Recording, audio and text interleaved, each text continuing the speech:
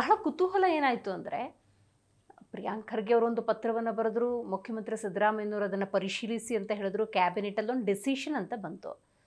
ಅದಕ್ಕೆ ರಿಯಾಕ್ಟ್ ಮಾಡಬೇಕಾಗಿದ್ದು RSSನವರು, ಸರಸಂಚಾಲಕರಿಂದ ಹಿಡಿದು ಅಲ್ಲಿರುವಂಥ ಪ್ರಮುಖರು ಅದಕ್ಕೆ ಪ್ರತ್ಯುತ್ತರವನ್ನು ಕೊಡಬೇಕಾಗಿತ್ತು.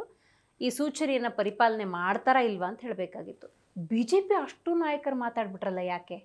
ನೋಡಿ, RSSದು ಒಂದು ಇಂಟರ್ನಲ್ ಅಂಡರ್ಸ್ಟ್ಯಾಂಡಿಂಗ್ ಇದೆ. ಏನಂದ್ರೆ RSSನ ಆರೋಪಗಳು ಬಂದಾಗ RSSನವ್ರು ಯಾರು ಮಾತನಾಡಲ್ಲ. ಅಕಸ್ಮಾತ್ BJPಯ ಮೇಲೆ ಏನಾನ ಆರೋಪ ಬಂದ್ರೆ ಆಗ BJPಯವರು ಯಾರು ಮಾತನಾಡಲ್ಲ. BJP ಆರೋಪಕ್ಕೆ ಉತ್ತರ ಕೊಡೋರು RSSನ ಸ್ವಯಂ ಸೇವಕರು, RSSನ ಆರೋಪಗಳಿಗೆ ಉತ್ತರ ಕೊಡುವಂತವ್ರು BJPಯವರು. ಆದ್ರೆ ದುರ್ದೈವ ಅವರೆಲ್ಲರೂ ಹೇಳ್ತಾರೆ ನಮಗೆ RSSಗೆ ಸಂಬಂಧ ಇಲ್ಲ ಅಂತ. RSSನ ಚಟುವಟಿಕೆಗಳು ನಮಗೆ ಎರಡು ರೀತಿಯಲ್ಲಿ ಕಾಣುತ್ತೆ. ಒಂದು ಶಾಖೆಗಳು, ಹೌದು, ಇನ್ನೊಂದು ಬೈಠಕ್. ಈ ಬೈಠಕ್ ನಲ್ಲಿ ನಡೆಯುವಂತದ ಒಳ ಒಪ್ಪಂದ, ಒಳ ವಿಚಾರ, ಏನು ಷಡ್ಯಂತ್ರ, ಒಳ ಸಂಚು ಇದೆಯಲ್ಲ, ಅದರ ಸ್ವರೂಪವೇ BJPಯವರು ಮಾತನಾಡ್ತಿರೋಂಥದ್ದು. ನಾನು ಕೇಳಲಿಕ್ಕೆ ಇಷ್ಟಪಡ್ತೀನಿ, ಇವತ್ತು ಮಾತನಾಡಿರೋರೆಲ್ಲರೂ ಕೂಡ ಭ್ರಷ್ಟಾಚಾರ, ಅತ್ಯಾಚಾರ, ವ್ಯಭಿಚಾರ ಇತ್ಯಾದಿಕ್ಕೆ ಒಳಗಾದಂಥವ್ರೆ. ಅಶೋಕನ ಮೇಲೆ ಭ್ರಷ್ಟಾಚಾರದ ಆರೋಪ ಇದೆ, CT ರವಿ ಮೇಲೆ ಎಲ್ಲವೂ ಇದೆ, ಆಮೇಲೆ ಸುನಿಲ್ ಕುಮಾರ್ ಭ್ರಷ್ಟಾಚಾರ, ಪರಶುರಾಮ ಪ್ರತಿಮೆ ಇದ್ದಿದೆ, ರೇಣುಕಾಚಾರ್ಯ ಒಬ್ಬ ಏನು ವ್ಯಭಿಚಾರಿ ಅನ್ನೋ ರೀತಿಯಲ್ಲಿ ಬಿಂಬಿಸಿದೆ. ಇವರು ಯಾರು, ಬಸವರಾಜ ಬೊಮ್ಮಾಯಿಯವರು CD ಲೇಡಿ ಬರದ ಹಾಗೆ, ಅಂದ್ರೆ ಅವರದೆಲ್ಲ ಅಕ್ರಮಗಳಿದ್ದೇ ತಾನೇ ಆಗಿರೋದು. ಇನ್ನ ಬಸವನಗೌಡ ಪಾಟೀಲ್ ಅವರು ಮುಸಲ್ಮಾನರು ಬೈತಾರೆ, ಇನ್ನೊಂದು ಕಡೆ ಮುಸಲ್ಮಾನರ ಜೊತೆಯಲ್ಲಿ ವ್ಯಾಪಾರ ಒಪ್ಪಂದಗಳಿದೆ. ಇವರೆಲ್ಲ RSSನ ಮುಖವಾಡನ, ವಕ್ತಾರರ. ಇಂತಹ ಅಯೋಗ್ಯರು, ಇಂತಹ ವ್ಯಭಿಚಾರಿ, ಅತ್ಯಾಚಾರಿ, ಭ್ರಷ್ಟಾಚಾರಿಗಳು RSSನ ಸಮರ್ಥನೆ ಮಾಡ್ತಾರೆ ಅಂದ್ರೆ ಹಾಗಿದ್ರೆ RSS ಎಷ್ಟು ಕುಲ್ಗೆಟ್ಟಿರಬೇಕು?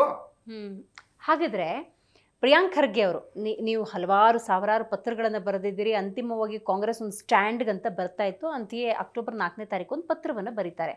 ಅವ್ರು ಬರೆದಿದ್ದಿಷ್ಟೇ, ಸರ್ಕಾರಿ ಜಾಗಗಳಲ್ಲಿ RSSನ ಕಾರ್ಯಕ್ರಮಗಳು ನಿಷೇಧ ಅಂತ. ಅದನ್ನು ಹಾಗೆ ತಗೋಬೇಕಾಗಿತ್ತು BJP. RSSೇ ನಿಷೇಧ ಅಂತ ಯಾಕೆ ತಗೊಂಡ್ರು? ನೋಡಿ, ನೀವು ಆಗಲೇ ನಾನು ಹೇಳಿದ ಒಂದು ಶಬ್ದವನ್ನ ನೀವು ನನಗೆ ವಾಪಸ್ ಪ್ರಶ್ನೆ ಮಾಡಿದ್ರಿ. ಈ ರಾಕ್ಷಸ ಶಕ್ತಿ ಅಂತ ಯಾಕೆ ನೀವು ಬಳಕೆ ಮಾಡ್ತಿದ್ದೀರಿ ಅಂತ. ಅದಕ್ಕೆ ಈಗ ಕೇಳಿರೋದಕ್ಕೆ ನಿಮ್ಗೆ ಒಳ್ಳೆ ಇದು ಸಿಗುತ್ತೆ. ನೀವು ಕೇಳಿರುವಂತ ಪ್ರಶ್ನೆಯಲ್ಲೇ ಉತ್ತರ ಇದೆ. BJPಯವರು ಯಾಕೆ ರಿಯಾಕ್ಟ್ ಮಾಡ್ತಿದ್ದಾರೆ ಅಂತ ಅವ್ರು ಹೇಳ್ತಾರೆ, RSS ಅನ್ನ ಮುಟ್ಟಿ ನೋಡಿ, ದಮ್ಮಿದ್ರೆ, ತಾಕತ್ತಿದ್ರೆ ಅಂತ ಶಬ್ದ ಬಳಕೆ ಒಂದು ಕಡೆ ಆದ್ರೆ, ರೌಡಿ, ಪೋಲಿ, ಪರೋಡಿ ಅನ್ನುವಂತಹ ಬಿರುದನ್ನು ಹೊಂದಿರುವಂತಹ ಒಬ್ಬ ಗುಲ್ಬರ್ಗ ಜಿಲ್ಲೆಯ ಹೇಳಿ ಕೇಳಿ ರೌಡಿಯೇ ಆ ಆರೋಪ ಇದೆ ಆಮೇಲೆ ಆತ ಹೇಳ್ತಾನೆ, ಗೌರಿ ಲಂಕೇಶ್ ಮತ್ತೆ ಕಲಬುರ್ಗಿ ಅವ್ರನ್ನ ಬಿಟ್ಟಿಲ್ಲ, ನಾವು ನಿಮ್ಮನ್ನು ಬಿಡ್ತೀವ, ನಿಮ್ಮ ಮನೆಗೆ ಹುಡ್ಕೊಂಡ್ಬಂದು ಹೊಡಿತೀವಿ ಅಂದ್ರೆ ಈ ಶಬ್ದಗಳನ್ನ ಕೇಳಿದಾಗ RSS ವಿಚಾರಧಾರೆಯನ್ನು ಒಪ್ಪದ ಅಥವಾ BJPಯ ವಿಚಾರಧಾರೆಯನ್ನು ಒಪ್ಪದವರು ನಮ್ಗೆ ಯಾಕಪ್ಪ ಬೇಕು ಇವ್ರ ಸವಾಸ? ಯಾವ ಊರಿನಲ್ಲಿ ನೋಡಿದ್ರು ಇಷ್ಟು ದೊಡ್ಡ ದೊಡ್ಡ ಜನ ಇದ್ದಾರೆ, ಇಂಥವ್ರ ಮುಂದೆ ನಾನ್ಯಾಕೆ ವಿರೋಧ ಮಾಡ್ಬೇಕು, ನಾನ್ಯಾಕೆ ಧ್ವನಿ ಇಡಬೇಕು, ನಾನ್ಯಾಕೆ ಪ್ರಶ್ನೆ ಮಾಡ್ಬೇಕು ಅನ್ನೋದು ಬರ್ತದಲ್ಲ. ಅದೇ ಹಿನ್ನೆಲೆಯಿಂದ ನಾನು ರಾಕ್ಷಸ ಶಕ್ತಿ ಅಂತ ಹೇಳಿದ್ದೀನಿ. ಮತ್ತೆ ಇದೇ ಸಂದರ್ಭದಲ್ಲಿ ಅವರು ರಿಯಾಕ್ಟ್ ಮಾಡ್ತಿರೋದೇನು ಅಂದ್ರೆ, ನಮ್ಮ ಹತ್ರ ಅಧಿಕಾರ ಇದೆ. ನಾವು ಒಬ್ಬ ಇವರು ಹೇಳಿದ್ದಾರೆ, ಯಾರು ಮಂಗಳೂರಿನ ಹೆಸರು ನೆನಪಿಲ್ಲ ನನಗೆ, ತಕ್ಷಣ ನೆನಪಾಗ್ತಾ ಇಲ್ಲ. ಅವ್ರು ಹೇಳ್ತಾರೆ, ನಾವು 18 ರಾಜ್ಯಗಳಲ್ಲಿ 1400ಕ್ಕೂ ಹೆಚ್ಚು ಜನ ಶಾಸಕರು, 250ಕ್ಕೂ ಹೆಚ್ಚು ಜನ ನಾವು ಏನು MPಗಳು, ಇಷ್ಟು ಲಕ್ಷಾಂತರ ಏನು ಚಟುವಟಿಕೆಗಳು, ಇಷ್ಟು ಕೋಟ್ಯಾಂತರ ಜನ ನಾವಿದೀವಿ, ನಮ್ಮನ್ನು ಮುಟ್ಟಿ ನೋಡೋಣ. ಇದರ ಅರ್ಥ ಏನು? ರಾಕ್ಷಸರಲ್ವಾ ಅವರು? ಅಂದ್ರೆ ನಾವು ನಿಮ್ಮನ್ನ ಭಸ್ಮ ಮಾಡ್ಬಿಡ್ತೀವಿ ಈ ಸಂದೇಶ ಕೊಡ್ತಾ ಇದ್ದಾರೆ ಅಂತಂದ್ರೆ, ಈ ದೇಶದಲ್ಲಿ ನಿಜಕ್ಕೂ ಸ್ವಾತಂತ್ರ್ಯ ಬದುಕಿದೆಯಾಗಿದ್ರೆ, ಈ ದೇಶದಲ್ಲಿ ಸಂವಿಧಾನವನ್ನು ಒಪ್ಪಿದಾರ ಇವರೆಲ್ಲ? ಸಂವಿಧಾನನೂ ಒಪ್ಪಿಲ್ಲ, ಸಂವಿಧಾನಕ್ಕೆ ಬದ್ಧರಾಗಿಯೂ ನಡ್ಕೊಳ್ತಾ ಇಲ್ಲ. ಹಾಗಾಗಿ ನಾನು ಆ ರಾಕ್ಷಸ ಶಕ್ತಿ ಅಂತ ಹೇಳ್ತಿದ್ದೀನಿ.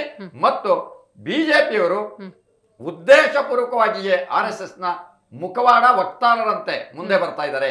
ನಾನು ಕೇಳ್ತೀನಿ, ನಿಜಕ್ಕೂ ನೀವು RSSನವರು ದೇಶಭಕ್ತರು, ಧರ್ಮ ರಕ್ಷಕರು, ಪ್ರಾಮಾಣಿಕರು, ದೇಶ ಸೇವಕರಾಗಿದ್ರೆ ಬನ್ನಿ, ಈ ರೀತಿ ಬನ್ನಿ, ಮಾಧ್ಯಮದಲ್ಲಿ ಸಂವಾದ ಮಾಡೋಣ ಬನ್ನಿ. ಆದ್ರೆ ಯಾವನೋ ಬರಬಾರದು.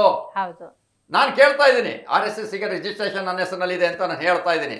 ತಾವು ಪರಿಚಯ ಅದನ್ನೇ ಮಾಡ್ಕೊಟ್ರಿ, ನೋಂದಾಯಿತ RSS ಅಂತ ಹೇಳಿ ಬರ್ಲಿ. ಯಾವ ಒಂದು ಪ್ರಾಂತ ಕಾರ್ಯವಾಹ, ಪ್ರಾಂತ ಪ್ರಾಂತ ಕಾರ್ಯವಾಹ, ಪ್ರಾಂತ ಪ್ರಚಾರಕ, ಪ್ರಾಂತ ಸಂಘ ಚಾಲಕ ಬರ್ಲಿ ಯಾರಾದರೂ. ಮೂವರು ಬರ್ಲಿ ಬೇಕಾರೆ ಹ್ಮ್ ಹ್ಮ್ ನಾನೊಬ್ಬನ್ನೇ ಅಟ್ಯಾಕ್ ಮಾಡ್ಲಿ ಹ್ಮ್. ಅವ್ರ ಪ್ರಶ್ನೆಗಳ ಮೂಲಕ ಅವರ ಪ್ರಾಮಾಣಿಕತೆಗಳ ಮೂಲಕ ನಾನು ರೆಡಿ ಇದ್ದೀನಿ. ಉತ್ತರ ಕೊಡ್ತೀರಿ. ಓ